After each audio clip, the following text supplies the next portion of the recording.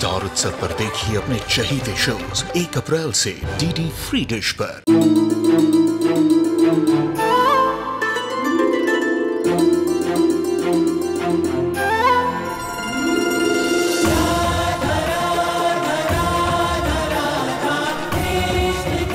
उत्तर प्रदेश की ब्रिजभूमि से आरंभ हुई वो प्रेम गाथा जिसने पूरे जग को समझाई प्रेम की परिभाषा।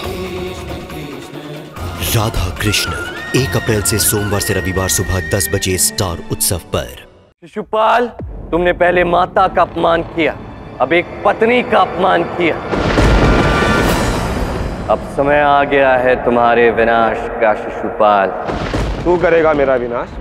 अरे विनाश तो मैं तेरा करूंगा, किंतु उससे पूर्व मैं यहाँ पर बैठे सभी लोगों को बताऊंगा कि वास्तविकता में तो कितना बड़ा कायर है।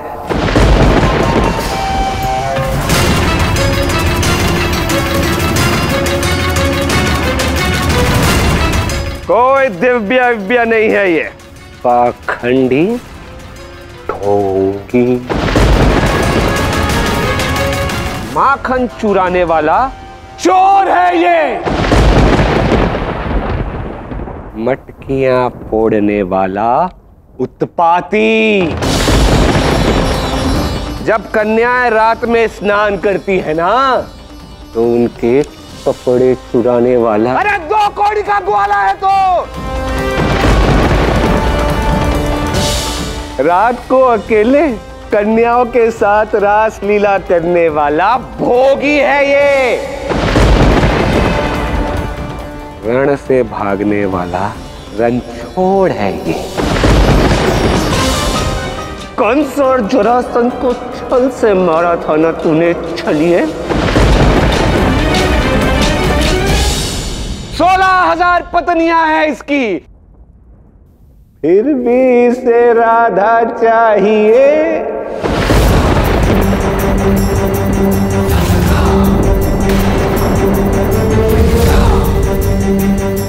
राधा कृष्ण राधे राधे करता है ना भगोड़े। अंतिम अवसर है शिशुपाल, मौन हो जाओ और क्षमा मांगो। भले ही मुझसे नहीं, पर बुआ कुंती से, देवी द्रौपदी से और पवित्र राधा से क्षमा मांगो इसी क्षण। देखा आप सबने, राधा के नाम का घी पड़ते ही कृष्ण के क्रोध की अग्नि कैसे भड़क गई।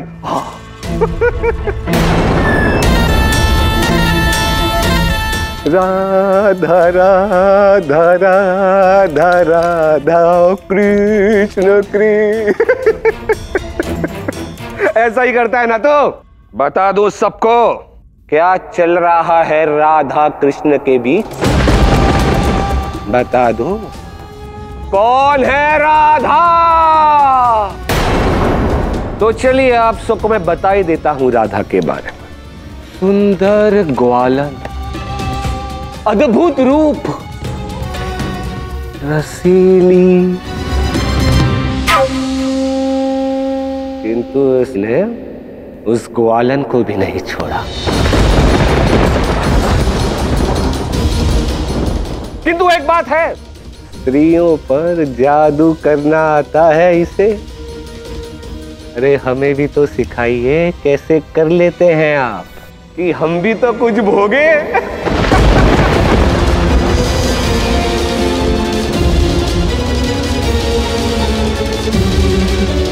किंतु इसमें और एक गुण है, इसके एक इशारे पे राधा दौड़ी दौड़ी आ जाती है।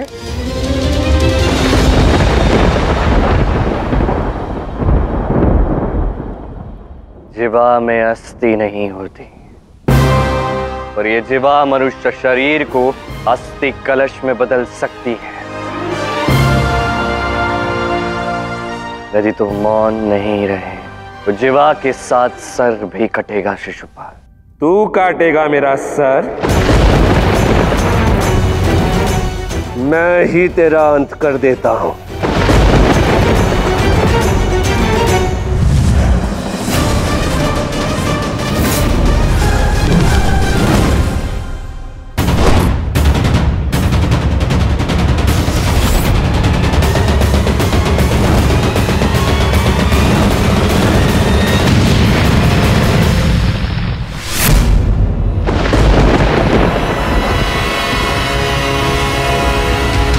प्रयास कर लिए शिशुपाल।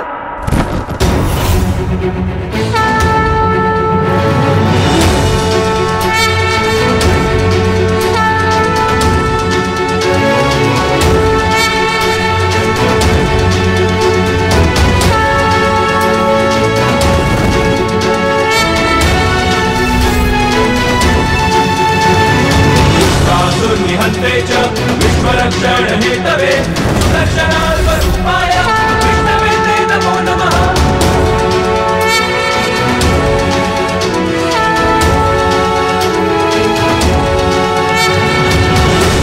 निहन्ते च विश्वरक्षण हेतवे सुदर्शनाल्परूपाय विष्णवे ते नमो नमः। तूने आज एक माता का अपमान किया, माता जो परिवार का आधार होती है।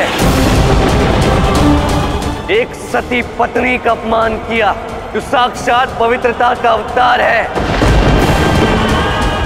आज तूने राधा का अपमान किया, राधा जो इस संसार का आधार है, पवित्र प्रेम का सार है।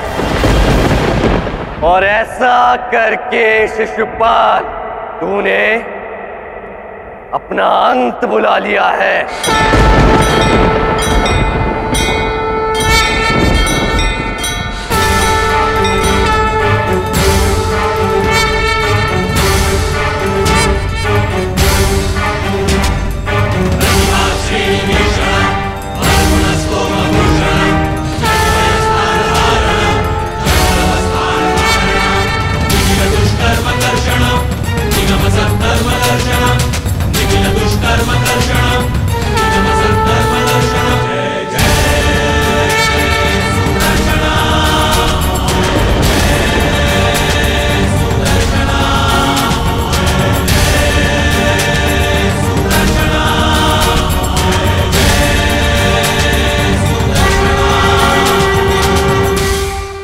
नहीं सकते, मैं अमर हूं।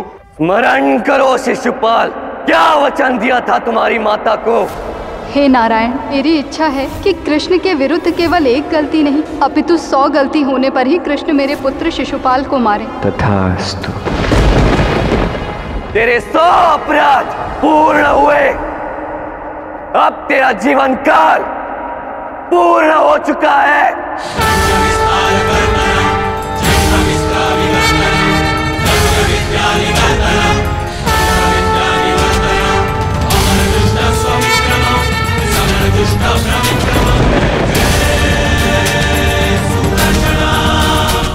क्षमा कर दिए माधव। गांधार नरेश, मेरी रक्षा करिए गांधार नरेश। देखे सब शिशुपाल को, ये वरदान से अमर हो सकता था, चक्रवर्ती सम्राट बन सकता था, पर नहीं, अपनी मूर्खता के कारण, अपनी जीवा पर नियंत्रण न रखने के कारण आज सब कुछ खो बैठा है। वचन का त्राण भी, दे के प्राण भी। तुम उदाहरण बनोगे शिशुपाल कि जिसने अपनी जीवा पर नियंत्रण नहीं रखा, उसका अपने जीवन पर नियंत्रण नहीं होगा। महाबलशाली भीम, मेरी रक्षा करिए। सम्राट युधिष्ठिर, मेरी रक्षा कीजिए। तुम उदाहरण बनोगे, यदि वरदान के अहंकार में पाप किया तो वरदान भी श्राप बन जाता है। रक्षा करो, रक्षा करो। मुझे बचाइए राजमाता, आप तो मां हैं। पांचाली, मुझे इस चक्र से बचा लो पांचाली। माधव, क्षमा कर दीजिए मुझे, अपना विवेक खो बैठा था मैं। माधव, क्षमा कर दीजिए मुझे। क्षमा भूल की मिलती है शिशुपाल, अपराध के लिए केवल दंड होता है। मृत्यु तो निश्चित है तुम्हारी शिशुपाल, पर अंतिम क्षण पे क्षमा मांग रहे हो, इसलिए कुछ तो प्राप्त होगा ही। शिशुपाल, तूने सबको बताया राधा कौन है, अब मैं तुझे बताता कि राधा वास्तव में कौन है।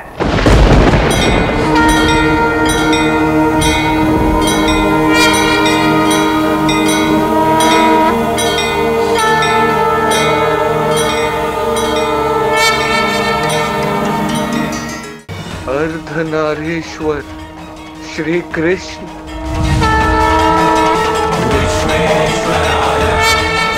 अर्धनरेश्वर नहीं, कृष्णेश्वर राधा, राधेश्वर कृष्ण और कृष्णेश्वरी राधा।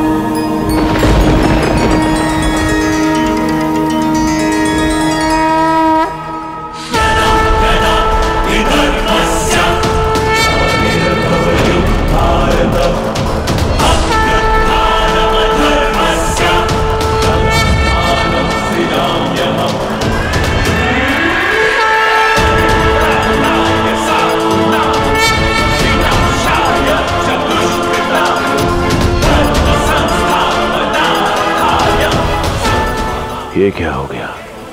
शिशुपाल की मृत्यु हो गई? मृत्यु नहीं, मुक्ति हुई।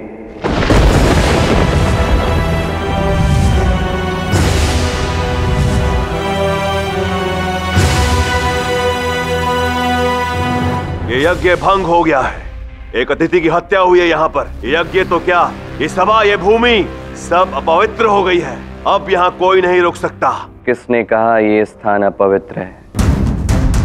अपराधी को दंड देने के लिए हर एक स्थान उचित स्थान होता है। जिस स्थान पर किसी पापी को मुक्ति मिलती है वो अपवित्र नहीं, शुभ स्थान होता है। अतिथि इस शब्द के पीछे नीति को नहीं दबाया जा सकता। अतिथि की एक सीमा होती है। वो अतिथि बनकर किसी के घर आकर उत्पात नहीं मचा सकता। घर की कन्याओं के साथ, माता के साथ, किसी की पत्नी के साथ दुर्व्यवहार नहीं कर सकता। उनके मान सम्मान को भंग नहीं कर सकता। और यदि वो करता है तो इसे सहा नहीं जा सकता। अतिथि की सेवा करना यजमान का कर्म है, पर यजमान का सम्मान करना भी अतिथि का धर्म है। शिशुपाल ने यहां अधर्म किया तो यजमान को अपना कर्म करना पड़ा। इसमें कुछ अनुचित नहीं है। जो भी हुआ धर्मचार, और युधिष्ठिर सम्राट है, ये बात अब सभी ने स्वीकार कर ली। किंतु मुझे ये राजा स्वीकार नहीं, और मेरी अनुमति के बिना ये यज्ञ संपूर्ण नहीं हुआ। दुर्योधन, ये बात तुमको तब कहनी चाहिए थी जब युधिष्ठिर ने सबकी सहमति मांगी थी। तब तुम मौन रहे। अब इसका कोई हल नहीं। ये हल नहीं, छल है ये। चलिए मावाश्री, एक क्षण नहीं रुकना मुझे यहां पर।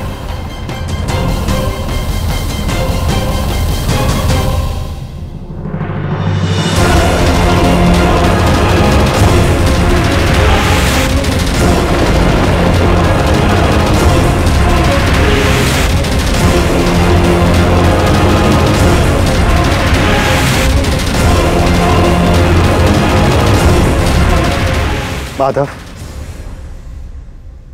आइए।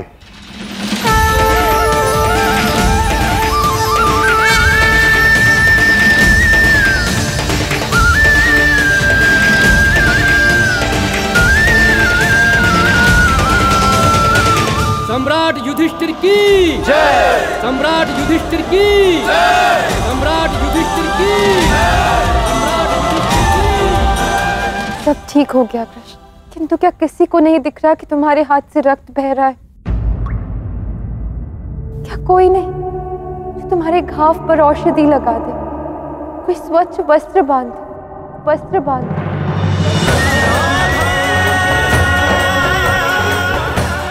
द्रौपदी, क्या अपने सखा के घाव का उपचार नहीं करोगे? उपचार नहीं करोगे?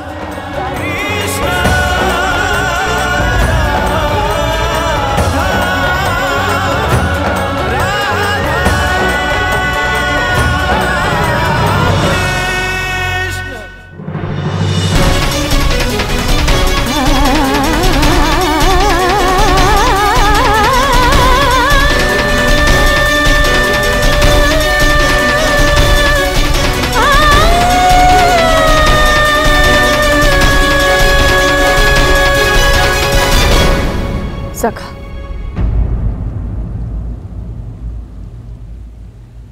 घाव कितना गहरा है ना?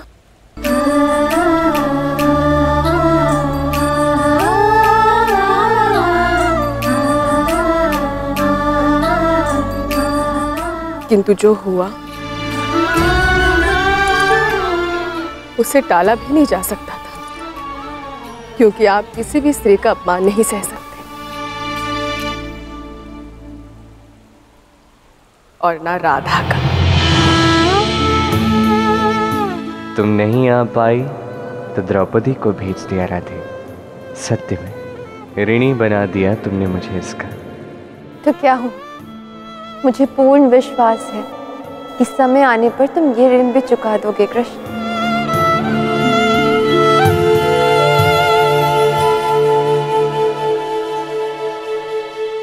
आज तुमने ये सिद्ध कर दिया द्रौपदी कि केवल मैं ही तुम्हारा सखा नहीं, तुम भी मेरी सखी। ये तो मेरे लिए बहुत ही सौभाग्य की बात है सखा कृष्ण, कि आपने मुझे भी सखी के रूप में स्वीकार कर लिया। स्वीकार तो मैं ये भी कर चुका हूं कि आज से मैं तुम्हारा ऋणी हूं द्रौपदी, और मैं वचन देता हूं इसे अवश्य चुकाऊंगा। कपड़े की एक पट्टी बांधी है आज तुमने द्रौपदी, इसका एक एक धागा आकाश समान बड़ा होकर लौटेगा द्रौपदी, तुम्हारी सहायता के लिए।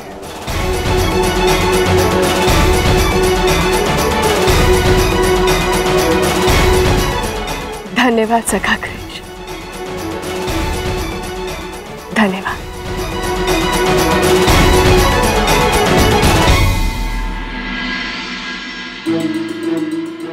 क्या हुआ? बहुत अच्छा खेल खेला तुमने राधे। मैंने? खेल तो तुम खेलते हो। अच्छा, अब बनो मैं। तुमने जान के मुझे द्रौपदी का ऋणी बनाया। बिल्कुल, तुम्ही ने तो डराया था ना मुझे कि द्रौपदी ने दुर्योधन का अपमान किया है तो उससे कुछ बहुत बुरा होने वाला है, जिसे समस्त संसार याद रखेगा। फिर मुझे उसकी सुरक्षा के लिए कुछ तो करना था ना। और इसलिए तुमने मुझे उसका रक्षक बनाया। तुमसे अच्छा रक्षक और कौन हो सकता है भला? द्रौपदी धर्म पर है और धर्म तुम हो। धर्मो रक्षति रक्षतः। अब बातें बनाना भी सीख गई। तुमसे ही तो सीखा है।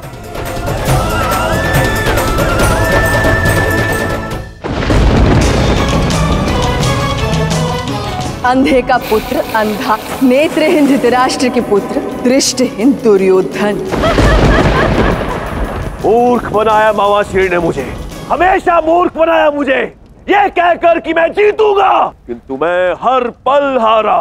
भ्राता, मामाश्री ने कहा था यदि आप क्रोधित हों तो एक बार ये संदेश पढ़ लें।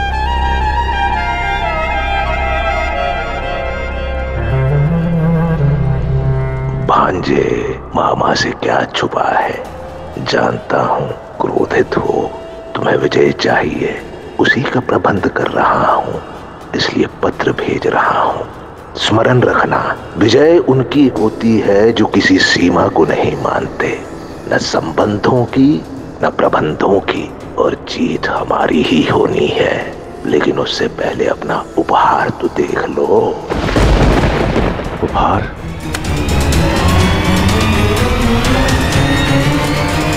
ये पासे कोई साधारण पासे नहीं है भांजे, ये मेरे पिता की अस्थियों से बनवाए हैं मैंने, और ये पासे मेरी हर बात मानते हैं, मेरे मन की इच्छा से चलते हैं। 3 बोलो तो 3 और पाओ 12 तो पाओ 12।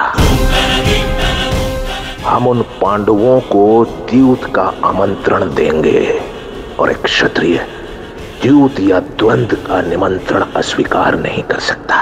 अब वो खेल होगा।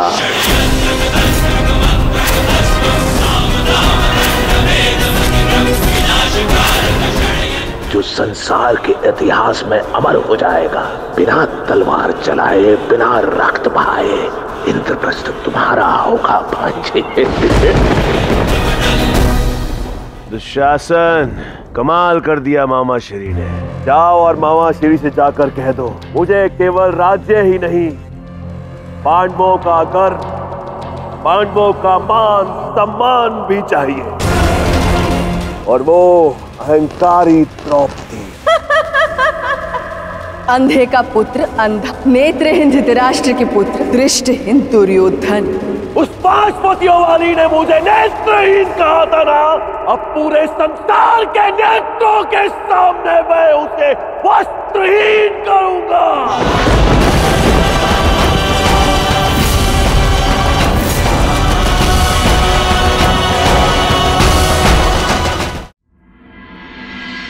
सम्राट की जय हो। हस्तिनापुर से संदेश आया है। महाराज धृतराष्ट्र ने आप सबको हस्तिनापुर बुलाया है। राजसूय यज्ञ सफल हुआ, उसी के सम्मान के लिए, और साथ में आमंत्रण है द्युत क्रीड़ा का। ताऊ श्री ने निमंत्रण भेजा है। हमारा परिवार पुनः एक होगा। इससे अधिक सुख और क्या हो सकता है? मैं भी कुछ कहना चाहता हूँ। सम्राट के सम्मान तक सब ठीक, पर मुझे नहीं लगता द्यूत का यह आवाहन है, इसे तुम्हें स्वीकार करना चाहिए युधिष्ठिर। सम्राट के कोई मित्र नहीं होते हैं, कोई संबंधी नहीं होते हैं, या तो सहायक होते हैं या शत्रु होते हैं। सोच विचार करना चाहिए कि ये वास्तव में है क्या? क्या ये किसी सहायक की सौगात है या किसी शत्रु का प्रतिघात है? आप कैसी बातें कर रहे हैं माधव? संदेश स्वयं महाराज से आया है, तो अवश्य गुरु द्रोण, विदुर चाचा और भीष्म पितामह को इस विषय में ज्ञात होगा। मैं मानता हूं वहां पितामह भीष्म है, मैं मानता हूं गुरु द्रोण है, पर ये सभी राज सिंहासन के सेवक हैं। और वहां दुर्योधन भी है, जो हस्तिनापुर का भावी राजा है। उसके साथ उसके कुटिल मामा शकुनी भी हैं। तो पूर्ण रूप से देखना उचित होगा। हमारे पुरखे हमें आमंत्रित कर रहे हैं, ना जाना उनका अपमान होगा। फिर द्यूत एक खेल ही तो है। खेल तभी तक खेल रहता है जब तक उसके पीछे किसी के मन में मैल ना हो। मुझे लगता है कि तुम राज्य संभालो, द्यूत के इस खेल में स्वयं को ना डालो युधिष्ठिर।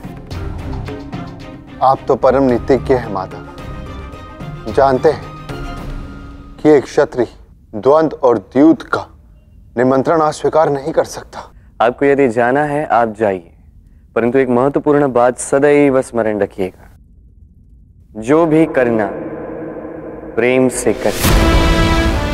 कुछ भी करते हुए अपने हृदय में प्रेम को अनुभव करना युधिष्ठिर, इस प्रेम को हृदय में जागृत करना, और किसी के उकसावे में मत आना, चाहे जो कुछ भी हो जाए। अब कदाचित मेरे द्वारका लौटने का समय आ गया है, मुझे आज्ञा दें।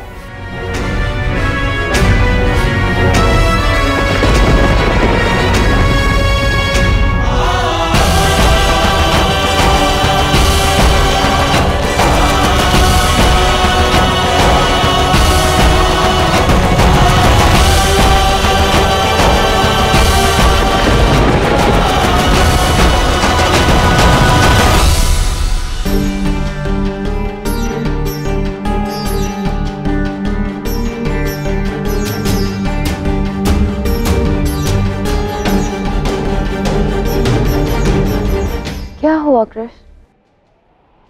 आज से पहले इतना चिंतित कभी नहीं देखा तुम्हें। क्या होने को है इस बात की चिंता है राधा।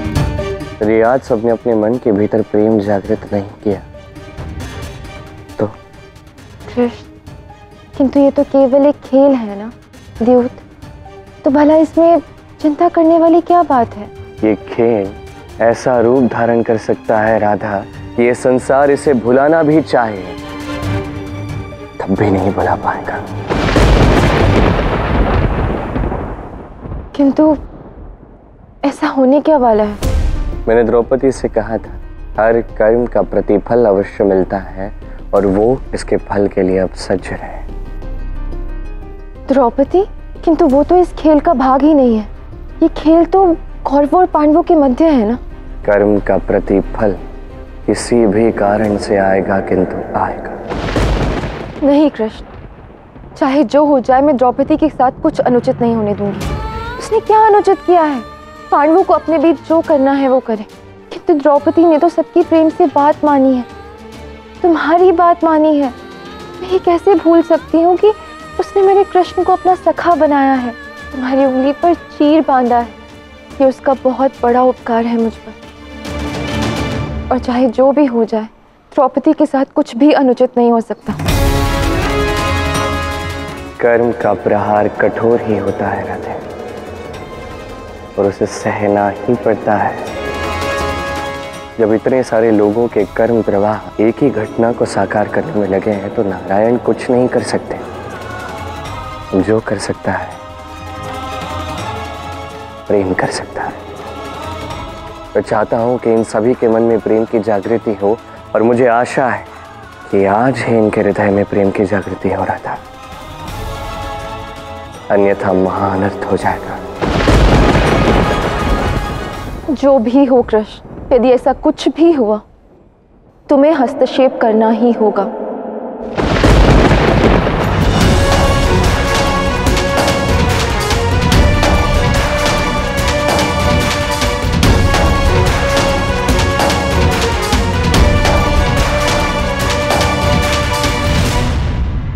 इंद्रप्रस्थ के महाराज युधिष्ठिर सपरिवार पधार रहे हैं। सम्राट युधिष्ठिर की जय, सम्राट युधिष्ठिर की जय, सम्राट युधिष्ठिर की जय।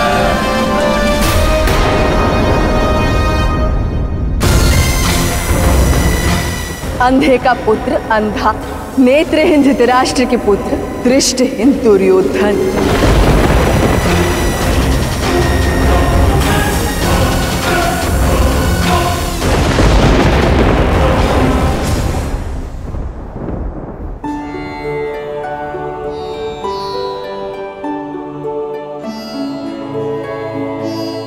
प्रणाम माता कुंती। महाराज, आपके अनुज पांडु के पुत्र आपके आदेश की पालना के लिए आए हैं। मैं प्रसन्न हूँ। सामान्यतः अनुज के संसार से जाने के पश्चात उसकी संतान ज्येष्ठ पिताश्री से दूर हो जाती है, किंतु मैं अत्यंत ही भाग्यशाली हूँ कि मेरे पुत्र मेरे बुलावे पर यहाँ आए। आपका सम्मान ही हमारा मान है ज्येष्ठ पिताश्री।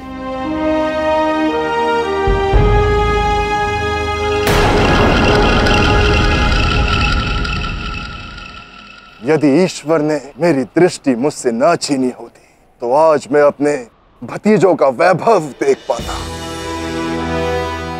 आचार्य द्रोण ने मुझे बताया कि इंद्रप्रस्थ बड़ा ही श्रेष्ठ नगर है। संसार का सर्वश्रेष्ठ नगर बसाया है मेरे शिष्यों ने महाराज।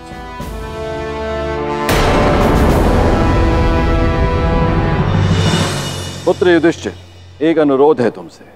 ये आवश्यक नहीं कि अतिथि आतिथ्य का हर अनुग्रह स्वीकार करे। ये द्रूत का खेल मत खेलना।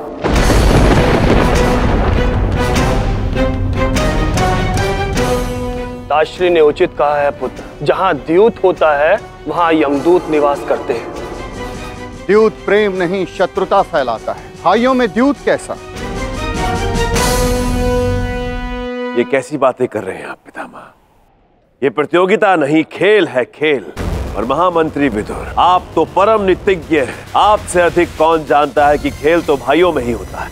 और पिताश्री ने कितनी तैयारियां की हैं पांडवों के सत्कार के लिए। अगर पांडव नहीं खेलेंगे तो पिताश्री को बुरा लगेगा, और अगर पिताश्री को बुरा लगेगा तो पांडवों को गिलानी होगी। और यदि उन्हें गिलानी हुई तो एक अतिथि के सत्कार की हानि होगी। ये अतिथि नहीं है, परिवार का भाग है। और उसी परिवार के मुखिया ने स्वयं पिता महाराज ने द्यूत का न्योता भेजा है और उसी परिवार के सदस्य युधिष्ठिर ने उसे स्वीकार भी किया है। तो फिर आप बीच में उपदेश क्यों दे रहे हैं पितामह? अनुज, पितामह से ऊंचे स्वर में बात करना उचित नहीं।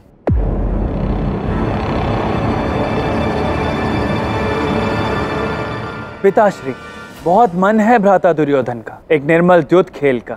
आपका क्या निर्णय है?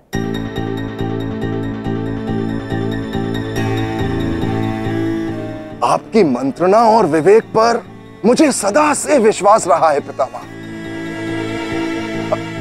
किंतु भाइयों के बीच मित्रवत एक खेल हो जाए तो क्या समस्या है? वही तो मैं कह रहा हूं। ठीक है भ्राता युधिष्ठिर, तो सारे संसार को मान लेने देते हैं कि सम्राट युधिष्ठिर को अपने गुरुजनों पे किंचित मात्र विश्वास नहीं है।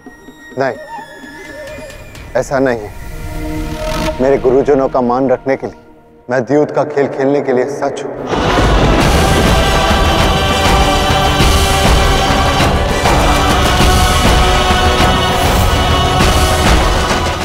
ठीक है, सम्राट का निर्णय सराखों पर, परंतु खेल तभी निर्मल होता है जब उसके कुछ नियम हो। मेरे विचार से पहले खेल के नियम निर्धारित कर लेने चाहिए। भाइयों में कैसा नियम? यदि यही आपकी इच्छा है तो खेल के समय निर्धारित कर लेंगे। अभी तो मेरे भाई आए हैं, इन्हें विश्राम करने दीजिए। ये द्यूत अभी निर्धारित हुआ है तो इसके नियम भी अभी निर्धारित होने चाहिए, इसी क्षण।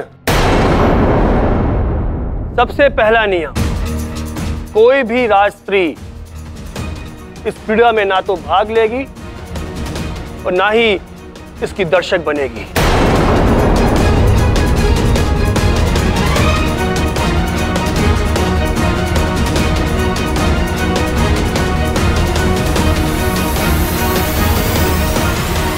यह भी कोई पूछने की बात है महामंत्री विदुर?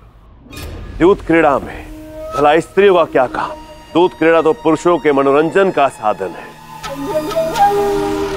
दूसरा नियम, खेल निर्मल और सीमा में रहे, इसलिए वही दांव पे लगाया जाए जो अपने अधिकार में हो।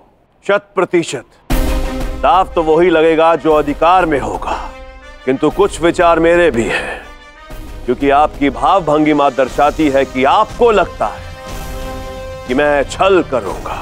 इसलिए मैं इतना ही चाहता हूं कि आप ही नहीं, पूरे राज्य के प्रमुख पदाधिकारी दूत क्रीड़ा के समय उपस्थित रहे, ताकि मुझ पर और मामा श्री पर कोई छल का आरोप ना लगा सके। अवश्य, हम यहाँ बैठेंगे भी और आवश्यकता पड़ने पर खेल को रोकेंगे भी। छोटों के खेल में अगर बड़े बोलेंगे तो खेल में कोई आनंद ही नहीं रहेगा। इसलिए मेरा मानना यह है कि बड़े आवश्यकता पड़ने पर खेल का सुझाव मात्र दे सकते हैं, किंतु खेल रोकने का अधिकार केवल खिलाड़ियों के पास होगा, अर्थात मैं और भ्राता युधिष्ठिर।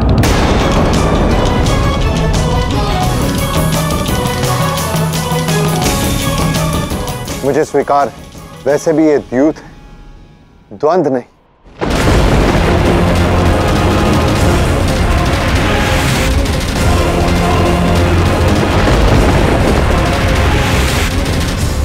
उत्तम, अति उत्तम भ्राता युधिष्ठिर। और हाँ, अंतिम 2 नियम। खेल खेलने के लिए पासे फेंकने पड़ते हैं और राजा की ओर से कोई भी पासे फेंक सकता है, यह खेल का नियम होता है। और मेरी ओर से पासे मामा श्री फेंकेंगे। मैं अपने पासे स्वयं फेंक सकता हूँ? अंतिम नियम बता।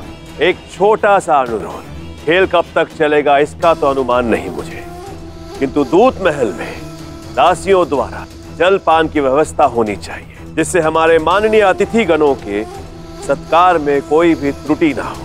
अवश्य।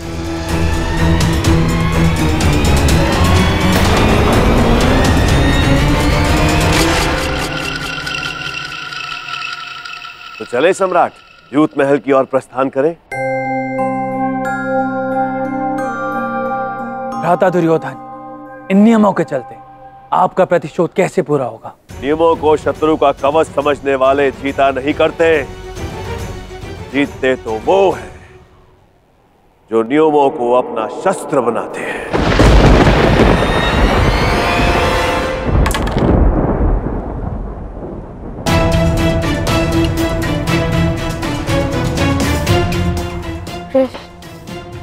तुम इतने विचित्र क्यों हो? पहले मुझसे द्यूत की बात करके मुझे चिंतित किया, अब स्वयं मेरे साथ खेल भी रहे हो और मुझे ही जिता रहे हो। तुम भी तो मुझे ही जिताने का प्रयास कर रही थी ना राधा? क्यों? यही तुम्हें सिद्ध करना चाहता, यही मैं संसार को बताना चाहता हूँ राधा। जब हृदय में प्रेम होता है, जब हम किसी से प्रेम करते हैं तो सदैव प्रयास करते हैं कि वही व्यक्ति जीते।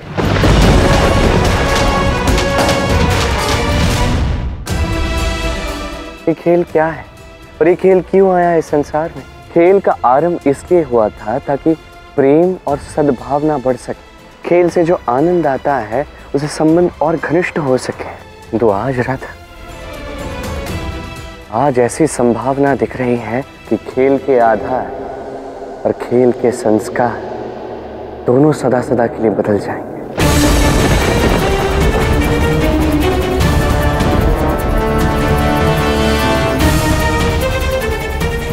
आज प्रेम और सद्भावना खेल को त्याग देंगे।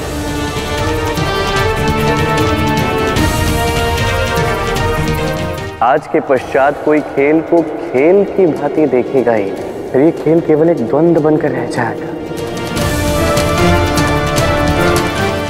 मनुष्य खेल खेलेगा पर अपने स्वार्थ के लिए, अर्थ के लिए, अभिमान के लिए, धन के लिए, यश के लिए। और जब भी हारेगा, पराजय केवल मानवता की होगी।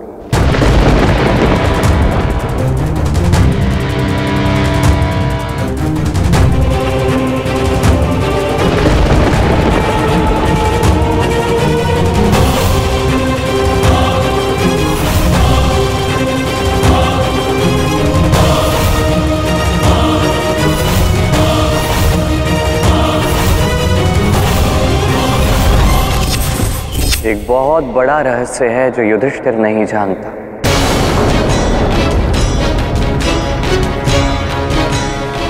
न दुर्योधन जानता है, न गांधार नरेश शकुन, न महामहिम भीष्म, न महामात्य विदुर, न गुरु द्रोणाचार्य, न महाराज धृतराष्ट्र, न गांधारी, न बुआ कुंती। बस ये रहस्य तुम्हें बता रहा हूं राधे।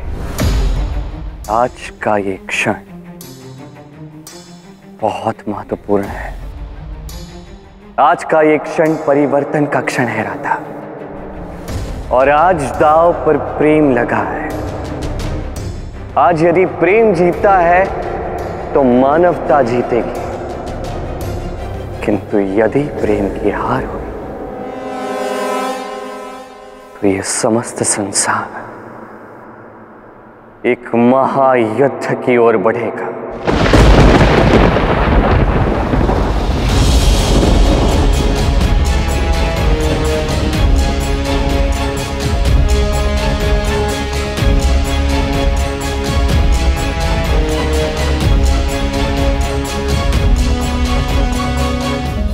मैं अपने इंद्रप्रस्थ का माया में दांव पर लगाता और मैं हस्तिनापुर का सबसे भव्य स्वर्ण महल दांव पे लगाता हूं।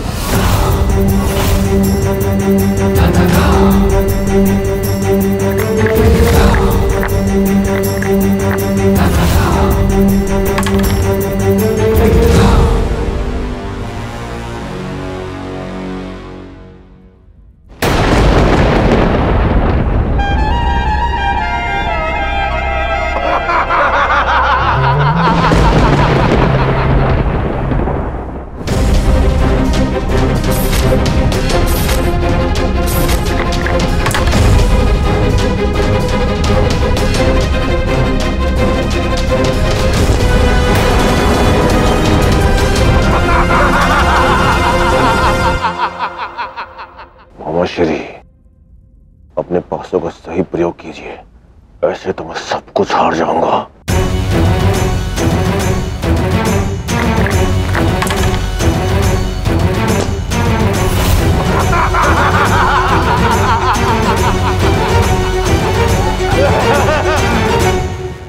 मैं हस्तिनापुर युवराज दांव पर अपनी सारी अर्जित संपत्ति लगाता हूं।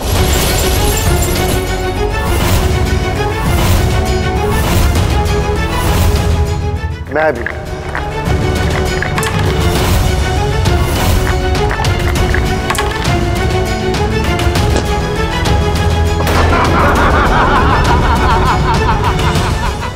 बधाई हो सम्राट।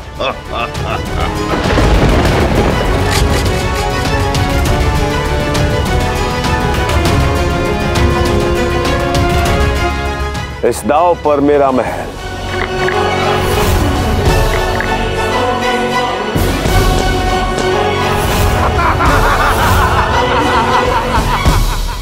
मेरा अखेत वन दांव पर लगाओ।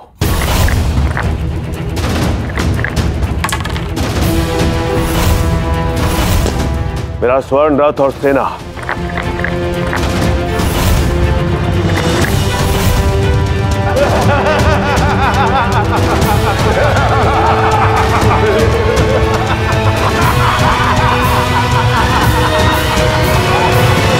खेल तो बड़ा ही निर्मल चल रहा है कृष्ण। धर्मराज की ही जीत हो रही है। स्वर्ण निर्मल ही होता है राधे, किंतु लोहा नहीं।